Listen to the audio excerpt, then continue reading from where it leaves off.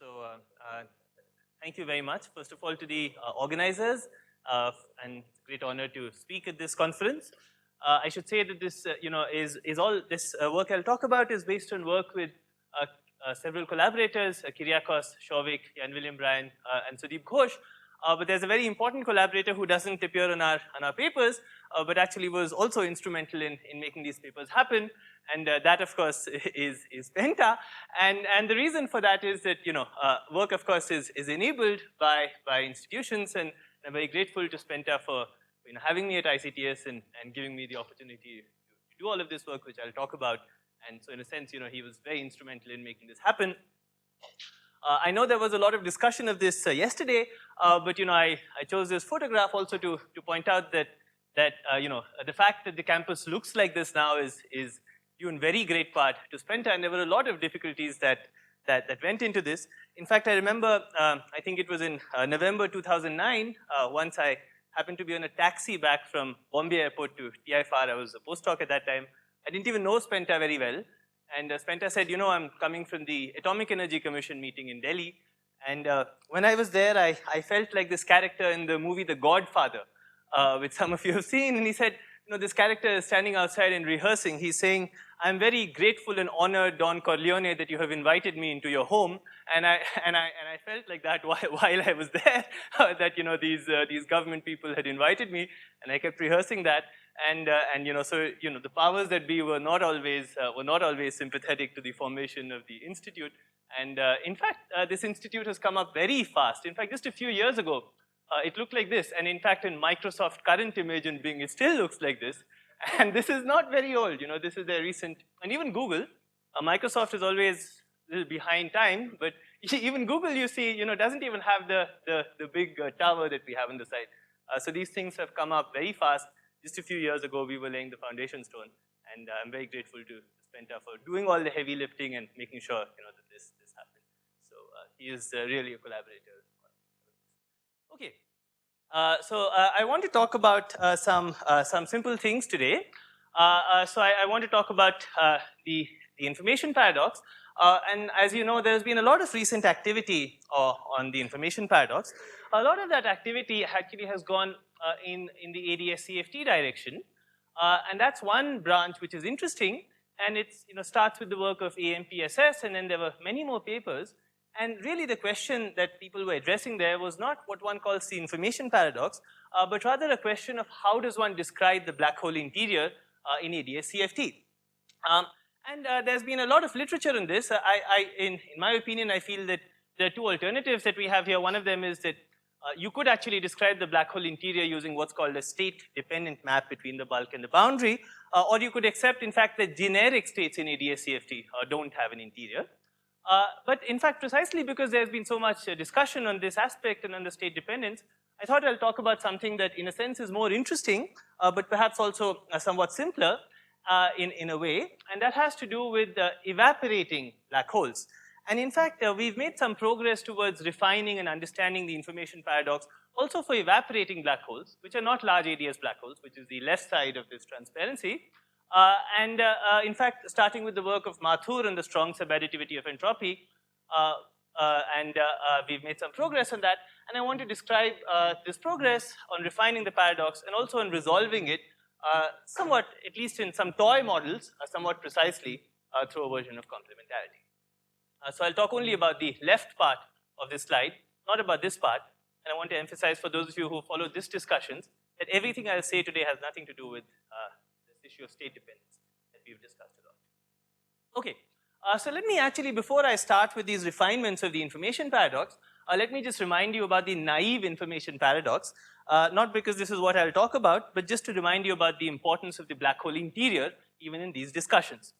So there is a very simple version of the information paradox, which is sometimes even now the way it's related in popular talks, and that goes as follows. That says that you have a black hole, the black hole forms from some star, the star has a lot of information, eventually Hawking did this calculation, the calculation shows us that you get black body radiation, the black body radiation looks like it's featureless, only knows about the temperature, and so where did all the information that went into forming the black hole go? And naively, if you followed this, it would look like you formed two different stars, you formed a black hole and you would get the same black body radiation out. And if that was true, that would of course be in conflict with unitarity. And so very naively, this looks like a paradox. But in fact, this is not a paradox because this is just a statement of thermalization of pure states. And this was stated, this has been said in many ways. It's not a new statement, perhaps most precisely by Lloyd in more than about 20 years ago. And the statement is simply that if you take a pure state, you take a large enough complex thermodynamical system, you take a generic pure state in that, then a generic pure state, you look at the expectation value of any operator, the expectation value of that operator is exponentially close to the trace of the same operator in the microcanonical ensemble. So you can prove, in fact, this is a theorem about which doesn't rely on much. It's just a statement about averaging using the Haar measure on the space of states. And therefore, the fact that Hawking radiation is thermal to an excellent approximation is not by itself a paradox. And that's because pure states are also thermal to an excellent approximation. There's a statement about, there's something that appears on the right-hand side, which is the standard deviation of the operator. It doesn't have to be simple, but it does have to have a finite standard deviation. So this sigma A is actually trace of A squared minus trace of A the whole square. That's the sigma A that I mean. Okay. So, there's another way to say this, and that is that if you look at very small, if you just had the paradox I mentioned, so let me say a little bit about, I don't know, I'll say something more about the entropy, but let me say just one thing about the entropy here. If you give me 1 minute, I'll come to the end of this slide. So I think that it's true. Let me just say one thing and I'll come to your question in a second. So if you look at correlation functions, it's true that, corrections of the order of e to the minus s by 2 can restore unitarity to correlation functions. That's something that we understand well. But in fact, if you look at the full density matrix, and if you look at the full density matrix, you can have the thermal density matrix, which is this density matrix, and you can add to it corrections so that matrix elements in some typical basis are order e to the minus s. But precisely because you have, e to the s times e to the s matrix elements, you would find that this full density matrix, which is the thermal density matrix and has an entropy of order n, plus these small corrections actually has an entropy of order 0. So the entropy is a very fine-grained observable. Now, unless you tell me all correlation functions, I can't detect the entropy. So you can keep all correlation functions constant and add corrections which are e to the minus s in some natural basis, and that would get the entropy back to sorry, could you say a little more? I mean, this is just a statement that you can look at density matrices which differ by e to the minus s in a natural basis, and one of them can have entropy which is order n, and the other can have entropy which is 0. So this is not to compute all orders, including exponentially small corrections in that setup. Well, at least in all of these, well, maybe we can speak a little more. I mean, I know the old work you're referring to, but maybe we can speak a little more about that. But in general, these corrections would be corrections which wouldn't, respect locality even. So if you had, I mean, so these kinds of corrections, for example, if you looked at AdS CFT, these are corrections which wouldn't respect locality because at that level you don't have locality. So you would have to have some holographic CFT where you computed these. And in fact, in the examples where Fitzpatrick and Kaplan and Hartman and others have computed this, you can compute these corrections and they do restore unitarity. So I think that there is an order 1 contradiction, but let me say a little more about that. So I think that there is an order 1 contradiction, and the order 1 contradiction I think has to make reference to the black hole interior, and that's because if you're only in the exterior, then you can have, you need to compute these corrections of order e to the minus s, which are very hard to compute in a 1/n expansion even if you have large n, and you really need to do things non-perturbatively. But there's something simpler you can do by looking at the information paradox more closely, and this is something that you can do if you make reference to the black hole interior, and Mathur was the first person who pointed out the significance of this in 2009, and Mathur's point was the following. Now, he said rather than just looking at the exterior where you can make this argument about small corrections, why don't you also think about the interior? And so Mathur pointed out that if you have an evaporating black hole, you could think of the exterior of the evaporating black hole, so there's some radiation which it emitted, and then you divide the rest of the region into some region which is close to the horizon and some region that's just inside the horizon, and that's the region just inside the horizon we'll call C, the region just outside we'll call B, and the region far away we'll call A.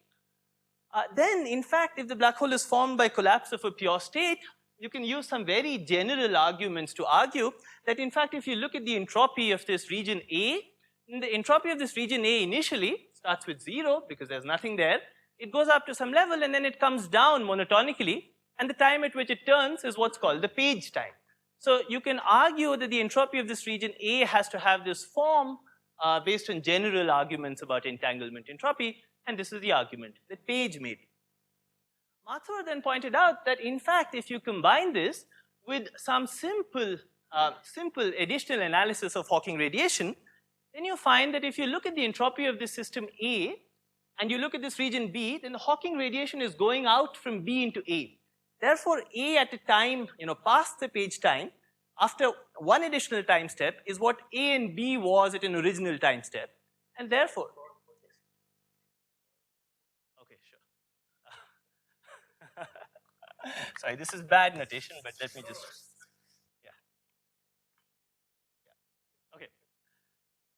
So here's my black hole, and there's a region inside which is C, there's a region outside which is B, and there's a region far away which is A. A is the region far away. Now, because the Hawking radiation from B is going into A and is purifying A, because A is getting more and more purified as we go along after the Page time, therefore S of AB is smaller than SA. Also, S of BC, that's these two guys, is smaller than S of C. That's because C by itself and B by itself is thermal. That's the Hawking calculation. But B and C are almost maximally entangled. And therefore, S of BC is smaller than SC. And if you combine these two simple statements, you find there's a contradiction with the strong subadditivity of entropy, which would tell you that SA plus SC was smaller than equal to SAB plus SBC. But here you have an order 1 contradiction with that. And this is the point that Mathur made and EMPSS later elaborated on a few years later. And so this contradiction is indeed a contradiction at order 1 that looks more difficult to resolve than the previous paradox I mentioned. And the new thing here is that we have a reference to the black hole interior. In fact, this paradox is closely related to what's called the cloning paradox. The cloning paradox was something that was articulated again a long time ago. And the cloning paradox goes as follows. It says, let's take a black hole which is evaporating. This is its Penrose diagram.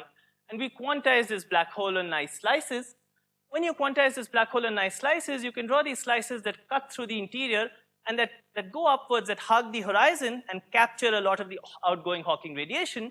But then if you believe that the information comes out in the Hawking radiation, then you see on this nice slice, you have the information on this interior point because the matter, this red thing that made the black hole, still exists here. But you also have the same information on the outgoing Hawking radiation on these points. And therefore, it looks like you've cloned information in 2 parts, and that's called the cloning paradox. And that's actually closely related to the strong subadditivity paradox. Okay. Now, one way to avoid this, which is something that they suggested and that I'll try and make precise now, is in fact to argue that what's being lost here is not quantum mechanics or unitarity or the loss of linearity, but rather that you should identify degrees of freedom inside with degrees of freedom here. So you should literally say that the operator phi of x in, that some local operator that measures excitations at this point, can be written as a complicated polynomial of the local operators that live outside on these points. And I'll try and make this more precise. So this is the central idea that I would like to elaborate on in the next 10 minutes. So the statement is that really, it's not that information exists here and here, but rather that the local operator at one point is the local operator at these points in a theory of gravity. And if you do that, what's lost is not quantum mechanics or linearity, but rather locality in a subtle way. It's very important, of course, that this loss of locality has to be very subtle. It has to be very subtle because our world is approximately local. Clearly we have degrees of freedom here and degrees of freedom somewhere else, and these degrees of freedom are approximately independent. And so, any statement that says that you want to relate degrees of freedom at one point with those at another has to be a statement that holds only in some very complicated correlation functions. And therefore, if you make a statement of this kind, this must also be consistent with the fact that commutators at space-like separation vanish, and they vanish unless the number of insertions in the correlation function is too large. So the statement is that you would like a relation of local operators at one point with the other point, which is nevertheless consistent with all observed experiments which observe no violation of locality, and therefore locality holds within correlation functions unless you look at very, very high point correlation functions. And I'll try and make precise what very high point means. Okay. So the statement is that, yes. Well, I'll have to tell you what these things is, but unless n is very large, I don't know, I don't want to make this more precise. Let me say a little bit more and then I mean, you're asking what happens if you look at a 2-point function, can it be exponentially small? It becomes a question of how you define local operators. You know, the definition of local operators itself is not very precise. So you have to tell me what local operators are before I can make this more precise.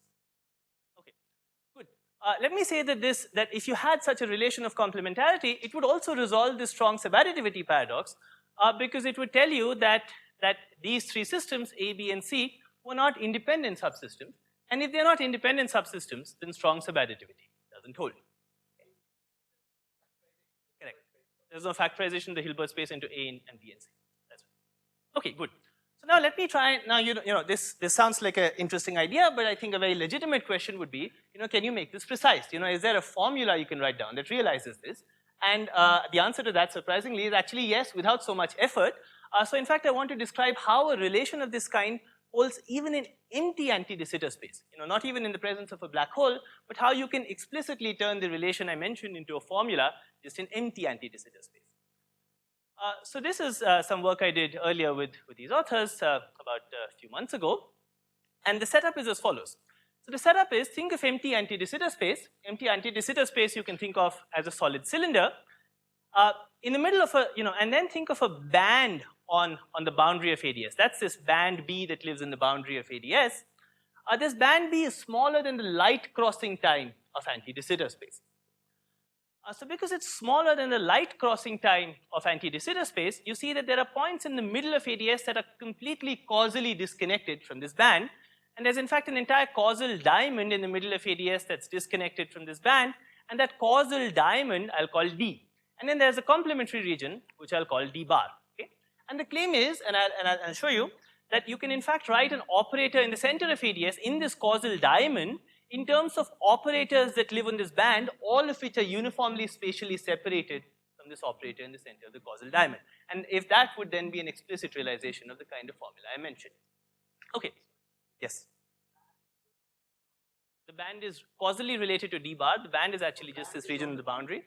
It's causally related to D bar, but not causally related. Okay.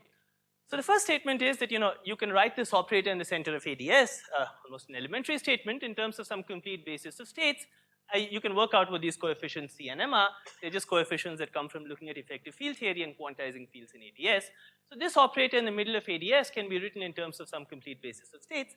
And secondly, using nothing about gravity, but using a version of what's called the Riech-Leader theorem in quantum field theory, you can write each of these energy eigenstates, or each of these states that appear in this expansion, in terms of the action of simple operators that live in D bar, or that live in the band, acting on the AdS vacuum. So once again, these are operators that I've written them as X, you can work out explicitly. So you can work out in this formula what C and M is, and what these operators X are. The Riech-Leader theorem is something that holds in all quantum field theories, all local quantum field theories. It's a statement that, you know, if you give me the set of local operators in a compact region, I can actually act with those local operators and use the entanglement of the vacuum to create arbitrary states in the Hilbert space. This is something you can prove. You can also prove it in this setup just using properties of correlation functions in conformal field theories on the boundary. Yes. Yes. Almost tautologically, yes.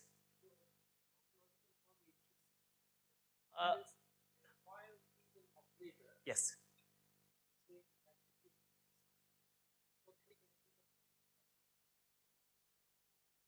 You can think of them as states in the boundary theory. You can also think of them as states in the bulk. But yes, of course, they're also states in the boundary theory, yes. This is just a complete set of states. There's a tautological statement. The C and M are the coefficients you can work out explicitly given a basis of complete set of states in bulk effective field theory. There's nothing in this statement, yes. Yes, is the statement that you can write all of these states that appear here in terms of some simple polynomial that acts on the vacuum of AdS.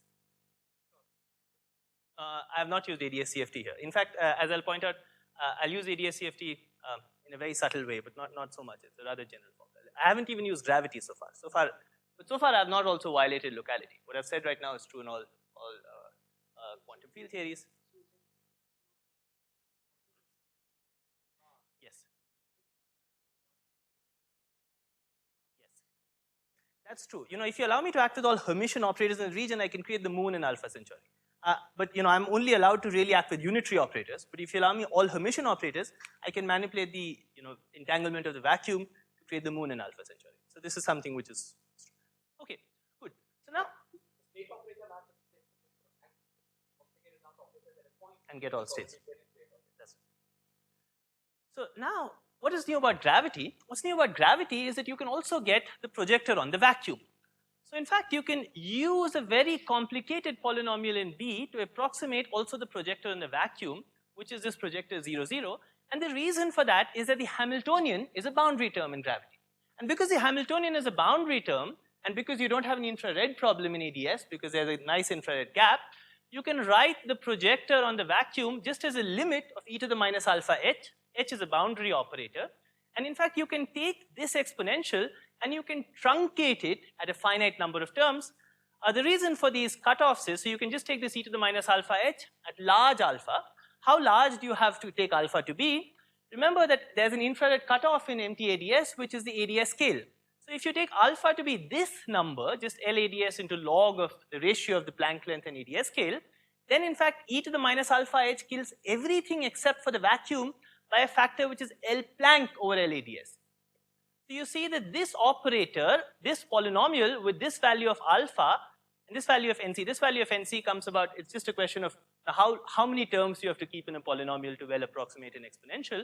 The important term is this value alpha. So you see, if you take this polynomial with this value of alpha, then you already get an excellent approximation to the projector on the vacuum, which works as long as you don't insert it in states that have Planck scale energy. So the statement is that in gravity, what is special is that the Hamiltonian is a boundary term, and therefore you can approximate the projector onto the vacuum by means of a polynomial that lives entirely in d bar because the boundary is entirely contained in d bar.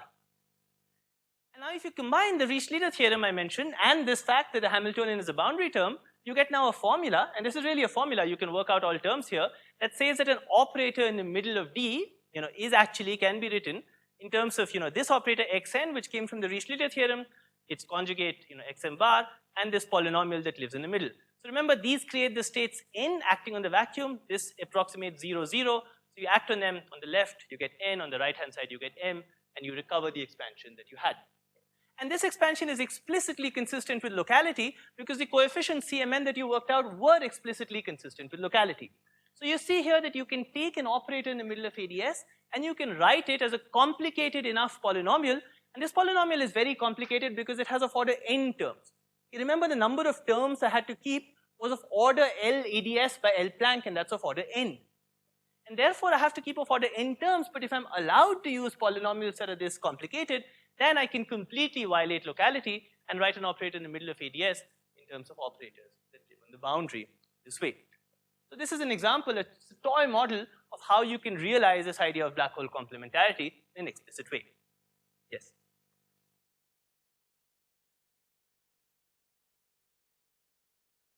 These xn's, yes. The xn's are, you can actually, well, in the 1 over n expansion, you can work them out. At large n, in fact, the xn's are just polynomials. So for n's that are created by single trace operators, the xn's are also single trace operators. Okay, good. So now, having said this, let me go on to flat space, where I don't have a formula to show you, but let me give you a few indications of why one would expect such a formula to exist also in flat space. So now, if you didn't have this formula, if you didn't understand AdS physics well, then you might have thought, how would I guess that the existence that such a formula existed? In fact, one way you would have guessed that locality breaks down in AdS if you start probing it too closely would be simply to recognize that the 1 over n expansion, which is closely tied to the existence of locality, breaks down for n-point correlation functions. So if you take an n-point correlation function, that n-point correlation function may not have a good 1 over n expansion, and certainly not a good 1 over n expansion about the original AdS saddle point. Now, even though we don't have an explicit realization of complementarity in flat space, we do have an analog of the breakdown of the 1 over n expansion for n-point correlation functions. And the analog of the breakdown of the 1 over n expansion for n-point correlation functions is in fact the breakdown of string perturbation theory, when you take the number of particles to be too large, even if you keep the energy of all of these particles to be small. Let me just try and describe this result, which is something that we explored with Sudeep again a couple of months ago. So the statement is that think of the S matrix, which has some insertions of some external particles that go up from K1 to Ks. And the statement is that if you take the number of external particles to be too large, then even if the individual momenta that appear in this S matrix are small, string perturbation theory breaks down. Now in general, the breakdown of perturbation theory in a theory is not something very serious. I mean, it's a statement that there are interesting non-perturbative effects, but the breakdown of perturbation theory in gravity does indicate something more significant, which is that locality breaks down. And that's because the only formulation we have of locality in gravity is perturbative. See, if I give you a full non-perturbative quantum gravity path integral, we don't have a good formulation of locality. Now in QED or in a scalar theory, if perturbation theory broke down, all you would say, would be go to the lattice and do some full non-perturbative computation. But in gravity, the moment perturbation theory breaks down, you also lose your notion of a simple local spacetime, and therefore you also lose a notion of locality. And therefore, I think that the breakdown of string perturbation theory indicates also that there's a breakdown of locality in this limit, and this I claim suggests that there's complementarity in the form that I mentioned. So I don't have time to show you where this result comes from. Let me just state what the result is. The result is that we take a limit where we take small g string. So we take g string going to 0. We have some number of external particles. We take the number of external particles going to infinity. We take the energy of all of those external particles to be small. This is the statement that the energy of the particles in string units goes like 1 by n to the power gamma, where gamma is an exponent that you can tune. It's an exponent that you can tune between, which is bounded, nevertheless it can't be too small. So it's bounded by this relation, where t is the space-time dimension. So you take this limit where you take g string to 0, number of particles to infinity, and the claim is that string perturbation theory breaks down at a value of n, which is 1 over g squared. It's not quite 1 over g squared, it's ds to this power, which depends on gamma, but in the simplest setup, this is just 1 over g squared. What is break now? So it's a statement that unitarity bounds are violated. So you look at the tree-level sphere scattering amplitude, and you violate unitarity bounds with this tree. That's the statement that string perturbation theory breaks down. It's a statement that the torus and higher loop amplitudes become as important as the tree-level amplitude. So this result just comes from looking at simple unitarity bounds on the tree-level amplitude. And then various other calculations that go into arguing these unitarity bounds are violated. Was that your question?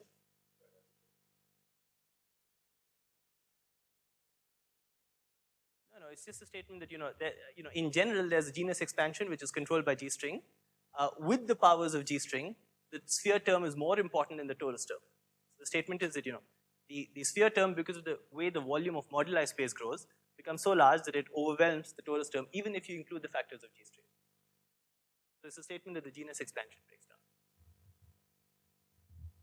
I can explain more if you like later. Okay, good. So now let me just relate this back to the information paradox and complementarity. Remember that in d dimensions, the temperature of a black hole always goes like 1 over the horizon radius, and the entropy goes this way. These are just elementary statements. But let me also point out that to observe a contradiction with the strong subadditivity of entropy or cloning that I mentioned, you need to collect a substantial fraction of the Hawking radiation that's emitted. The number of Hawking quanta that are emitted are of order s, where s is the entropy of the black hole. And therefore, even though these contradictions are phrased in terms of entanglement entropy, if you try to phrase them in terms of correlation functions, you would need to observe at least some connected s-point correlation function to observe a contradiction, these cloning and strong subadditivity contradictions. But, this s-point correlation function corresponds to an S-matrix element which has S insertions. Now you can ask, when does perturbation theory break down for such an S-matrix element? And it turns out that if you just plug in the formulas that you have, and you use the fact, you think of the scattering of particles which have characteristic energy T, where T is the Hawking temperature, then you find that perturbation theory breaks down at a value of n, which is given by this formula, and this value of n is reached precisely, exactly, not before and not after, at n equal to s, where s is the black hole entropy. So this is the statement that S-point correlators in this black hole background may receive non-perturbative corrections because it's precisely for those correlation functions that string perturbation theory is breaking down. Now this doesn't prove that complementarity exists in flat space, but it gives you a strong indication that some such formula of the kind that I showed you in AdS should also exist in flat space and this formula should involve some statement that says that S-point correlation functions within the page radius of the black hole, can be used to rewrite some operator that lives in the middle of the black hole.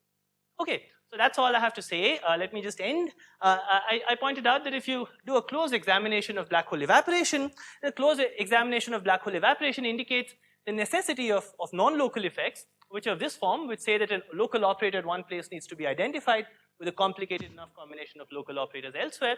But it's important that these effects must preserve approximate locality within low-point correlation functions. And I said that you can explicitly realize a formula of this kind in anti-de Sitter space.